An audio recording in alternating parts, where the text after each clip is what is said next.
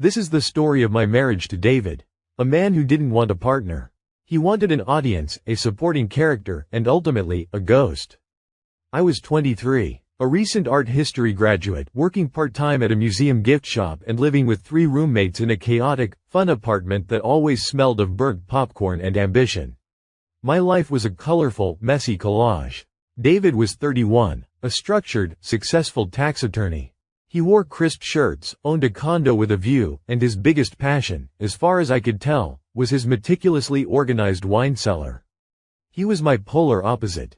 And to my young, uncertain self, that wasn't a red flag, it was a lifeline. Our early days were a masterclass in betterment. He didn't mock my world, he curated it.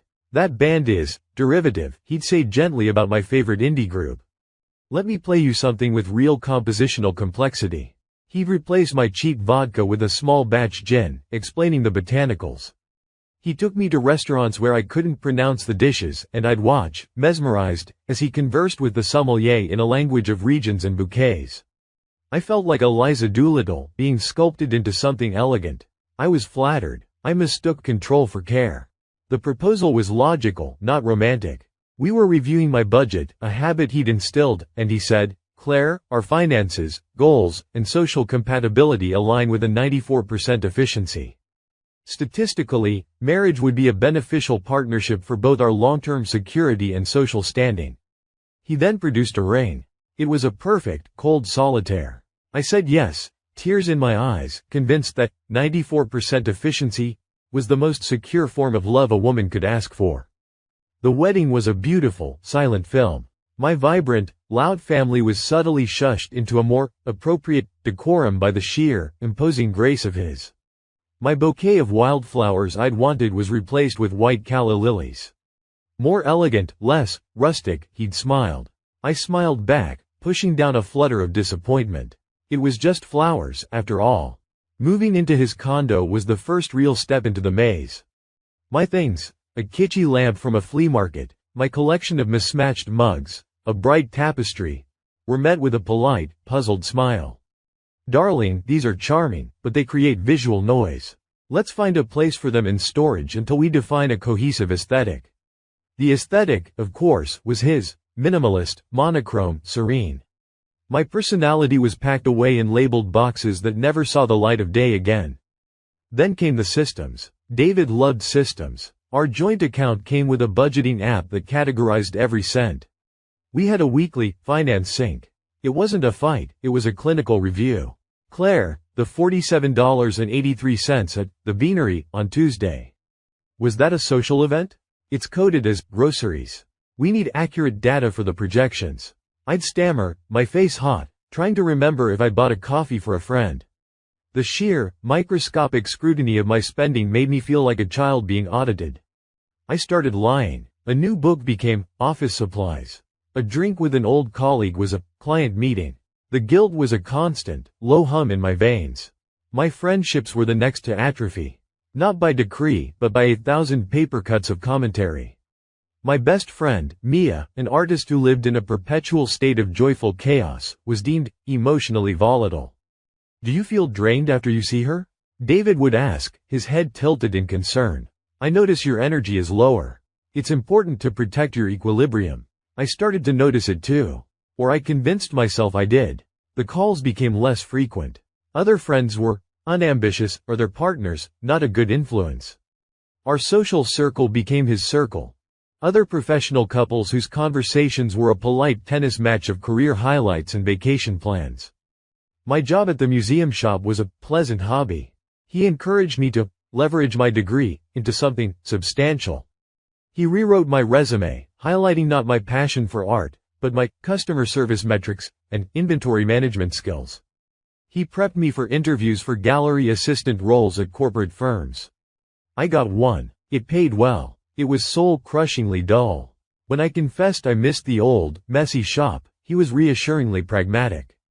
"It's a 40% increase in salary with better benefits.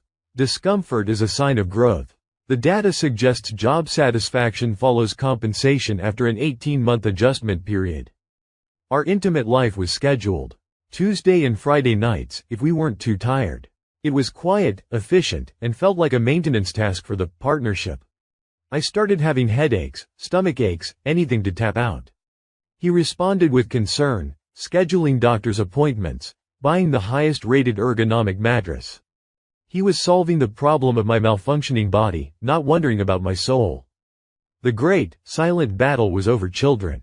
I wanted one, a desperate, biological ache for something messy, loud, and mine. Something his spreadsheets couldn't optimize. I brought it up one night, heart-pounding. He listened, nodded, and said, "A rational conversation. Let's table it for Thursday, I'll need to pull some data." On Thursday, he opened his laptop. It wasn't a full PowerPoint, but it was a detailed spreadsheet. Cost of child rearing, 0 to 18 years, model. It factored in my lost income potential, the cost of a nanny versus daycare, the necessary upsizing of our housing, college tuition inflation. The bottom line, highlighted in yellow. Optimal window opens in 4.2 years post Claire's career stabilization and debt clearance. I stared at the cells and formulas. "David," I whispered, my voice cracking. "This isn't a forecast. It's a baby." He looked at me with genuine confusion. "Claire, a baby is the single largest financial and logistical commitment we will ever make. To not forecast it would be grossly irresponsible. We need to enter this from a position of strength, not sentiment." My tears were met not with comfort, but with patient explanation. My longing was an irrational variable, messing up his clean equation. We waited. The 4.2-year window arrived, then passed. There was always a reason, a market shift, a promising investment opportunity, a need to shore up our emergency fund further. My 30th birthday came and went. Then my 33rd. The hollow space inside me grew, echoing with silence. I became very, very good at being his wife. I was quiet. I was orderly. I hosted perfect, tasteless dinners. I made appropriate conversation. I was a beautiful, smiling mannequin in his perfectly appointed life. I didn't cry anymore. I just faded. The colorful, messy collage that was me had been replaced by a single, beige pixel. But deep, deep down, in a place his logic couldn't reach, a tiny, stubborn ember still glowed. And it took the most illogical, messy, and utterly stupid thing to finally make it flare. A dog. David hated pets. Unnecessary expense, constant dirt, a chain around our freedom. They're an emotional decision with poor ROI, he'd say. It was an unshakable tenet of our doctrine. It was a Thursday. Rain slashing against the windows of my sterile corporate gallery. I was lining up pens on my desk, a nervous habit. My phone buzzed. A text from Mia, who I hadn't seen in months. No words. Just a picture of a soggy, trembling creature huddled under a bench in the park near my office. Another text. "Think he's been hit. Can't take him, landlord will evict me. I'm sorry." I stared at the photo. The dog was a tragedy of matted fur and visible ribs, one ear torn, its eyes wide with a pain that wasn't just physical. It was a look of absolute, defeated surrender. A look I saw in the mirror every morning. I should have deleted it. I should have sent a sad emoji and gone back to my pens. I didn't. I told my boss I had a migraine. I drove to the park in the pouring rain. The dog was still there, shivering violently. It didn't growl. It just looked at me, as if waiting for the next bad thing to happen. I took off my expensive, dry-only wool coat, the one David had chosen, and wrapped the filthy, wet animal in it. I drove straight to an emergency vet, not calling David, not thinking at all. I was operating on a primal instinct I'd forgotten I possessed. The bill was astronomical. I used the secret credit card I'd kept from before our marriage, the one for emergencies. David didn't know about it. This, I knew in my bones, was an emergency. The dog had a broken leg, worms, and was severely underweight. They kept him overnight. I drove home in silence, smelling of wet dog and antiseptic, my coat ruined. David was in his study. "You're late," he said, not looking up from his screen. The dinner reservation was for 7:30. I had to cancel. "There was an incident," I said, my voice strangely calm. He finally looked at me, taking in my damp hair, my missing coat, the strange set of my shoulders. "What kind of incident?" "I found a dog. He was hurt. I took him to the vet." The room didn't get colder, it just emptied of all oxygen. David slowly saved his work and closed his laptop. He steepled his fingers. "You did what?" "I took him to the vet. He has a broken leg."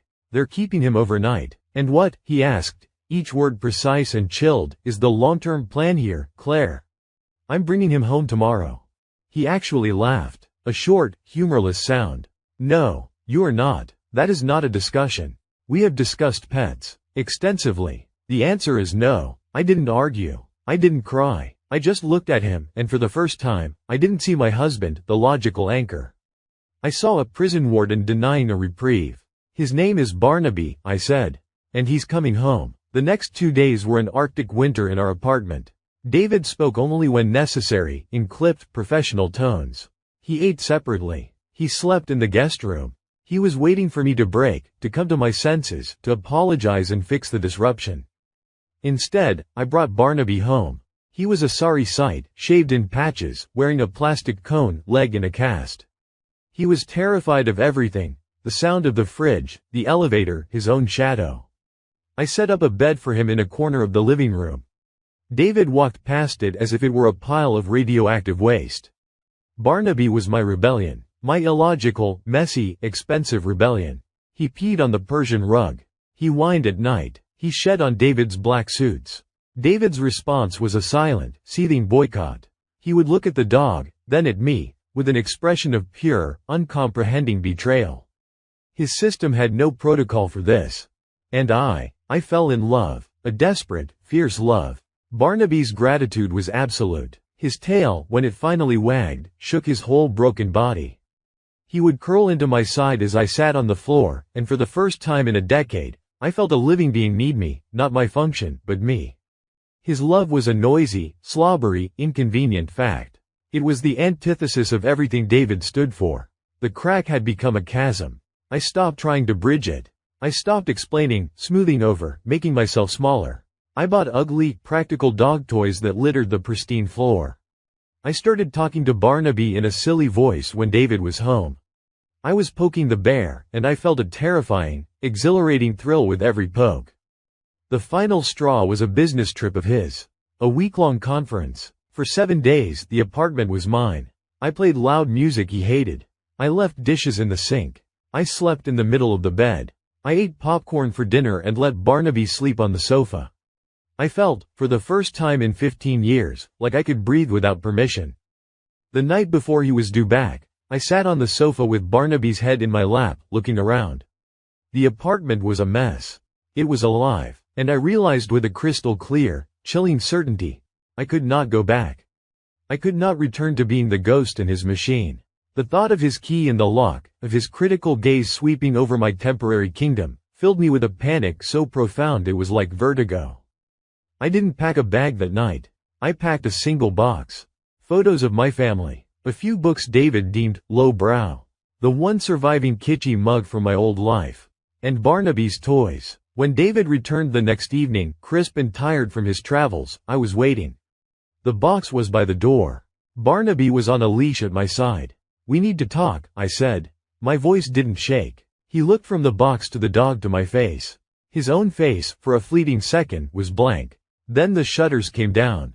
"All right," he said, placing his suitcase neatly by the door. "Let's discuss the disruption. I assume the dog is going to a shelter now?" "No," I said. "I am leaving, and Barnaby is coming with me."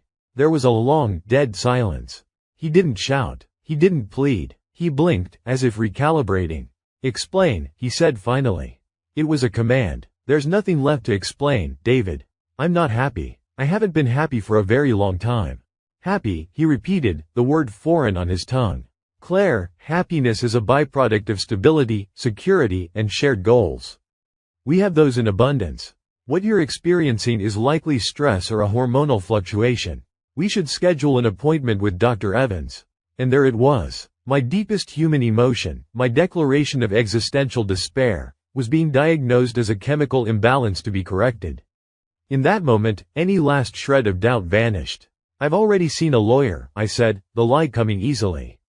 I hadn't yet, but I would the next morning. "She'll be in touch." I picked up the box. I turned, Barnaby limping beside me, and I walked out of the apartment. I didn't look back. The last thing I heard was not a cry, but the sound of the door clicking shut behind me, neat and final. I had no plan. Just my car, my dog, my box of scraps, and a terrifying, wide-open freedom that felt exactly like falling. The first 2 weeks were pure, unadulterated survival instinct. I drove to a cheap motel on the outskirts of the city that allowed pets. The room smelled of mildew and bleach. Barnaby and I slept on the scratchy bedspread, him curled into the curve of my stomach, both of us trembling. I wasn't crying from sadness, I was shaking from shock. I had jumped out of a plane without checking if I had a parachute. My first call the next morning was to a divorce attorney I found through a legal aid website. Sarah was brisk, no nonsense, and after listening to my story for 10 minutes, she said, "This is financial control and emotional abuse. You're not leaving a marriage, you're escaping a system. Document everything. Give me access to any financial records you have." The phrase, emotional abuse, rang in my ears. It felt too dramatic. David never yelled. But Sarah explained, abuse isn't always a fist. Sometimes it's a slow, constant pressure that reshapes you until you fit the mold. Denying your autonomy, isolating you, controlling your resources, dismissing your feelings as irrational. That's the blueprint. Armed with that terrifying new vocabulary, I started to see the past 15 years not as a personal failure, but as a structural one. I was a tenant in the prison he built, and I'd been paying the rent with pieces of my soul. David's response to my departure was, predictably, systemic. He didn't blow up my phone. He had his lawyer send a formal letter to Sarah within 48 hours, outlining a mutual separation agreement. It was a masterpiece of plausible deniability. It offered me a modest, time-limited, transitional support payment, far below what I was entitled to, in exchange for a quick, quiet divorce and my agreement not to disparage him socially. It was framed as the rational, clean solution. The cover letter from his lawyer even mentioned avoiding unnecessary emotional and financial drain on both parties. Sarah laughed when she saw it. Standard operating procedure for his type. They think a spreadsheet can solve a heart. We're countering. The fight wasn't dramatic. It was a cold, grueling war of attrition fought through legal documents and discovery requests. He fought for every asset, every piece of furniture, as if they were strategic positions on a map. He requested full disclosure of the secret credit card charges, the vet bill, implying financial irresponsibility. Sarah batted it all away. He controlled all major finances. A small, personal line of credit for emergencies is not only reasonable, it's evidence of your need for autonomy. Through Sarah, I learned about the true state of our finances. Accounts I'd never seen. Investments I didn't know existed. The 94% efficient partnership had a senior partner and a junior associate, and I hadn't even been in the boardroom. It was humiliating and enraging.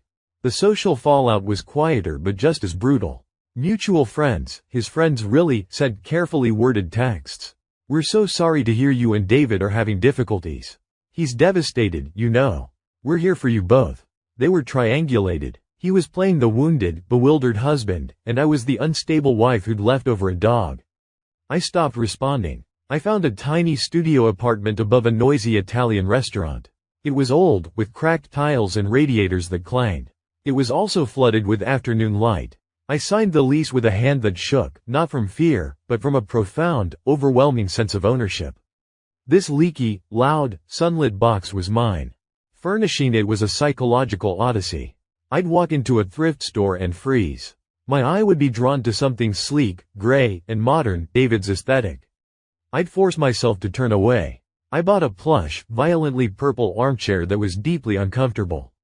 I hung a garish, gold-framed landscape painting of a sunset that was so cheesy it made me smile. I let Barnaby's bed be the centerpiece of the living room. The place was a chaotic, mismatched declaration of independence. It was hideous. I loved it. Getting a job was the next mountain. My corporate gallery resume was useless for what I wanted. I wanted to be around life, not hushed, expensive art. I walked into a busy, independent bookstore downtown, the kind with creaky floors and a resident cat. I begged the owner, a woman in her 60s with kind eyes and ink-stained fingers, for any job. I told her I could organize anything, that I just needed to be around books and people who loved them. She hired me part-time as a stock clerk. The pay was a fraction of my old salary. It was the best job I'd ever had. Learning to make decisions was like rehabilitating a paralyzed muscle. What to eat for dinner could induce a panic attack. The freedom was paralyzing. I'd stand in the grocery aisle for 10 minutes, staring at the yogurt selection, paralyzed by the choice between Greek and regular, strawberry and peach. I had to relearn my own preferences. Did I even like strawberries? I had no idea. I'd eaten what was healthy, what was on the meal plan, what was appropriate. I started small. I bought the strawberry yogurt. I hated it. The next week, I bought peach. It was okay. The victory wasn't in liking it, but in the act of choosing and learning. I bought spices he hated, cumin, cayenne, and cooked food that made the apartment smell foreign and wonderful. The loneliness was a physical ache. It wasn't about missing David, it was about missing the script. For 15 years, my days had been pre-written. Wake up, make breakfast, 2 eggs, scrambled, whole wheat toast, go to work, come home, discuss the day, make dinner, watch an approved TV show, sleep. Now, the blank page of each evening stretched before me, terrifying and vast. Some nights, I'd just sit on my purple chair with Barnaby, doing nothing, feeling the weight of the silence. But it was my silence. It wasn't the oppressive quiet of his disapproval. It was a quiet I could fill, or not fill, as I chose. Slowly, tentatively, I reached out. First to Mia. I texted her a picture of Barnaby. She called me immediately, and I sobbed on the phone for 20 minutes, telling her everything. She didn't say, "I told you so." She said, "Holy shit, Claire. I'm coming over with wine and trashy movies." She did. We sat on my floor, drank cheap wine, and she helped me practice saying the words out loud. My marriage was emotionally abusive. It got easier each time. I reconnected with a few others, one by one. Some friendships were beyond repair, and that was a grief I had to bear. But others flared back to life with an intensity that told me they'd been waiting for me to come back to myself. The divorce was finalized after 8 months of grueling negotiation. I didn't get half of everything, but I got enough. A settlement that, combined with my bookstore salary, meant I could breathe. I got my share of the retirement accounts I never knew the details of. I got the car that was mine, on paper. I didn't fight for the condo, the furniture, the art. I didn't want any of it. It was all tainted with the sterile atmosphere of my old life. The day the papers were signed, I felt no great triumph. Just a deep, bone-weary relief, like putting down a heavy burden I'd been carrying for so long I'd forgotten it wasn't a part of my body. I took Barnaby for a long walk in a new park. He ran, his leg fully healed now, chasing squirrels with a joy that was contagious. I sat on a bench, watched him, and for the first time in as long as I could remember, I felt a simple, uncomplicated peace. I was no one's project. I was no one's variable. I was just a woman on a bench, with a goofy dog, in the sun. The reconstruction had begun, not of a life, but of a self. The year after the divorce was not about finding myself. That implies I was lost. I hadn't been lost, I'd been buried. This was the year of excavation. It was messy, painful, and occasionally glorious. Therapy was my shovel. My therapist, Dr. Lena, had a way of asking questions that dismantled 15 years of conditioning. When he said your desire for a child was sentimental, what did you feel in your body? A cold clamp in my chest. And when you bought the purple chair, what did you feel? A giddy, rebellious spark. She taught me to listen to my body's reactions, not David's logic. My feelings were not data points to be analyzed, they were a compass. A faulty, rusted compass, perhaps, but mine. I had to learn what anger felt like. For so long, my anger had been turned inward, manifesting as migraines and fatigue. Now, with Dr. Lena's guidance, I let it out. I'd go for furious runs, pounding the pavement until my lungs burned. I'd scream into a pillow. I wrote furious, unsent letters to David, detailing every slight, every dismissal, every time he made me feel small and stupid. I didn't send them. The act of writing them was the catharsis. The anger wasn't destructive. It was the fuel that burned away the residue of his control. Guilt was a tougher weed to pull. It would creep in at 3 a.m. You had a secure life. A nice home. He never hit you. You're so selfish. You broke a vow over a dog and a purple chair. Dr. Lena called this the tyranny of the good enough. Just because it wasn't a horror story didn't mean it wasn't a tragedy. She had me make a list. Not of what I had, but of what was missing. Intimacy, joy, autonomy, respect for my thoughts, the freedom to make a mistake. The list was long. Looking at it, the guilt began to shrivel. I hadn't left a good enough life. I'd escaped a life that was fundamentally incompatible with being a whole person. My world, which had been shrunk to the dimensions of his approval, began to expand in wild, unpredictable ways. At the bookstore, I started a monthly book club for Unlikely Loves and Messy Lives, focusing on books David would have scorned, romances, sprawling family sagas, memoirs by people who failed spectacularly. To my shock, it became popular. I was facilitating conversations about feelings, about desire, about failure. I was using a muscle I didn't know I had. I started painting again. I hadn't touched a brush since college. I bought cheap acrylics and canvases and turned a corner of my sunny, messy studio into a studio within a studio. My first paintings were awful, dark, muddled, formless things.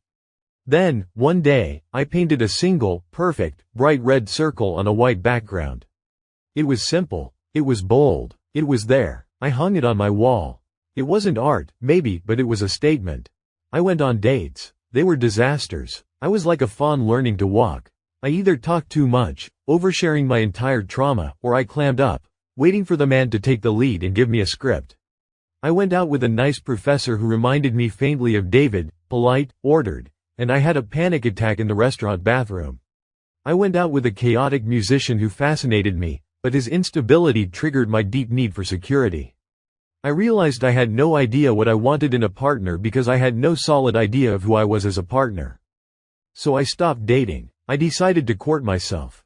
I took myself out for solo dinners at the bar of nice restaurants, learning to enjoy my own company. I went to movies alone. I traveled for a weekend to a nearby coastal town, just me and Barnaby, and got spectacularly lost on a hike. It was terrifying and wonderful. I also had to make peace with the permanent scars. The child I never had. That was a grief that would always live in a quiet room in my heart. I wasn't over it. I integrated it. It became part of my story. What if that tinged my appreciation for other things? My freedom, my quiet mornings, my ability to be spontaneous. It wasn't a trade-off, it was a complex, bittersweet reality. My relationship with money was completely reshaped. I was poor by my old standards, but rich in autonomy. I made a budget, but it was my budget. It had categories David would have laughed at. Art supplies, non-negotiable. Coffee with Mia, Barnaby's fancy treats, impulsive book purchase fund. Balancing it was a challenge, but it was a game I was playing for myself, not a test I was constantly failing. I even, tentatively, rebuilt a bridge to my family. They had been bewildered by the divorce. To them, David was a good provider. I didn't try to explain the emotional architecture of my prison. I just started showing up as myself, the messy, sometimes uncertain, but increasingly real version of me. I brought Barnaby to Christmas. I wore a bright green dress that clashed with everything. I talked about my book club and my awful paintings. Slowly, they began to see not the polished shell I'd been, but the living woman underneath. There were still bad days. Days when the loneliness felt like a physical illness. Days when I'd see a couple laughing easily together and feel a pang of envy for their effortless connection, wondering if I'd broken my own capacity for it. Days when a bureaucratic hassle would overwhelm me, and I'd long for someone to just handle it. But on those days, I had a new script. I'd look at Barnaby, snoozing in his sunbeam. I'd look at my red circle painting. I'd make a cup of tea in my ridiculous, chipped, world's okayest librarian, mug. I'd call Mia. I'd feel the sun on my face in my apartment. And I'd remember, this messy, complicated, sometimes hard life was built by me. Every ugly chair, every bad date, every balanced budget, every moment of quiet peace was a brick I had laid myself. I was no longer a tenant. I was the architect. And the blueprint was gloriously, wonderfully, under constant revision. It's been 3 years since I walked out of that condo with a box and a broken dog. Barnaby is no longer broken. He's a portly, confident gentleman who rules my tiny apartment with a soft paw. He still hates the sound of the fridge, but now he barks at it imperiously instead of cowering. He is my familiar, my living reminder that rescue goes both ways. I'm still at the bookstore, but I'm the manager now. The owner, Eleanor, became a mentor and friend. She let me redesign the children's section into a pirate ship cove, complete with a painted ocean mural, my work. It's lopsided and kids love it. We host story time, and the sound of kids laughing and asking, why, is my favorite music. It's not a career David would understand. It doesn't have a clear ladder or a title that impresses at cocktail parties. It has meaning. It has connection. It has life. I still live in the same noisy studio. The purple chair has been joined by a slightly less hideous but equally comfortable blue one for guests. The gold-framed sunset painting is still there. My art has evolved from red circles to chaotic, colorful abstracts. They're not good, but they're truthful. They hang on my walls because I like them. I'm dating someone. His name is Leo. He's a landscape architect. He has dirt under his fingernails and a laugh that sounds like it comes from his toes. Our meeting was not efficient. I spilled an entire latte on his plans at the park. Instead of being angry, he laughed and said, "Well, that's a new kind of water feature." He's messy in the best way. He forgets dates sometimes. He's passionate about native grasses. He asks for my opinion and actually waits, listening, for the answer. He loves Barnaby. He thinks my pirate ship mural is genius. It's terrifying, letting someone in after building my walls so carefully.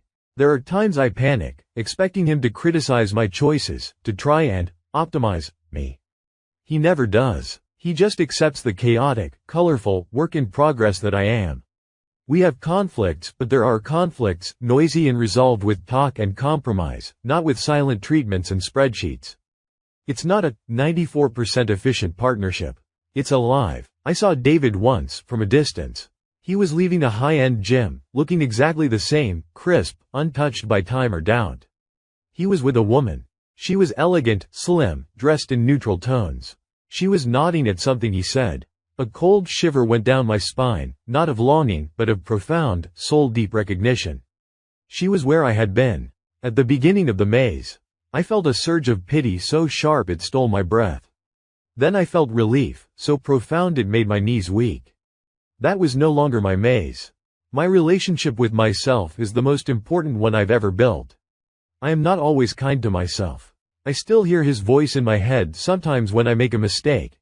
Illogical, Claire. But now I have a chorus of other voices to shout it down. Mia's, who cares? Live a little. Eleanor's, mistakes are just drafts. My own, growing stronger every day, my logic. My life. The grief for the lost years, the lost motherhood, still visits. It doesn't knock me down anymore. It sits with me for a while, like a quiet guest, and then it leaves. I've made space for it. It's part of my story, but it's not the whole story. If you're reading this, and any of it rings a distant, terrifying bell, if you find yourself justifying a life that feels airless, if your preferences are always gently corrected, if your emotions are filed away as irrational, if you feel more like an employee in your own marriage than a partner, please listen to the quietest voice inside you. The one that whispers, "This isn't right." It might not be about a dog or a purple chair. Your rebellion might be signing up for a class he'd think is silly. It might be buying the wrong kind of cereal. It might be calling an old friend. It might be just saying, out loud to yourself, "I am unhappy." That voice is not your enemy. It is your buried self, fighting for air. It is the most rational thing about you. Leaving was the hardest thing I've ever done. Staying would have been a slower, quieter death. I am not happy in a simple, forever after way. Life is still hard. Money is tight. Love is scary. The future is uncertain. But I am alive. I am present. I am making my own messes and my own miracles every single day. I am Claire, not David's wife, not a supporting character. The author. Finally.